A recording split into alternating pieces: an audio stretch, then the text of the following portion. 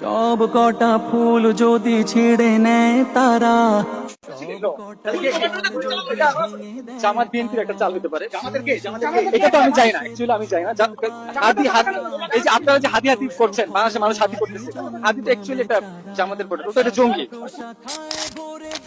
সাইদি সাহেবকে লক্ষ লক্ষ মানুষ ভালো শুধু বাসেন, তার জন্য জীবন দিতে প্রস্তুত। সেই সাইদি সাহেবের রায়ের যে প্রতিক্রিয়া হয়েছে, বেগম জিয়া তার পক্ষে দাঁড়িয়েছেন। এই জন্য বেগম জিয়া কি জামাত হইতে হয়েছে, আমাকে জামাত হইতে হবে, এই ফ্রেমিং কি আমরা চ্যালেঞ্জ করে দাঁড়িয়েছি। আমরা সব ফ্রেমিং মানিও না, সবকে পাত্তাও দিই। তো যদি সাইদি সাহেবের পক্ষে কথা বলতে গিয়ে আমার জামাত হইতে, যদি বেগম জিয়ার পক্ষে কথা বলতে বলতে আমার বিএনপি হইতে হয়, সো হট হয়েছি তো তোর কি? আমার এই ট্যাগ না দিলেই হয়েছে, এইটা না বললেই হয়েছে যে আমি ভারতের সেবাদাস।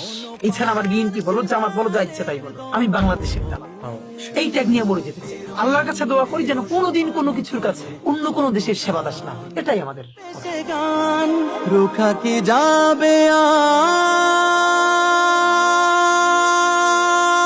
বসন্ত কি আর রুখে দেয়া যায়, কোন পাষাণ সীমারের দম্ভ গলে, মুক্তির মন্দির সোপান তলে কত প্রাণ হলো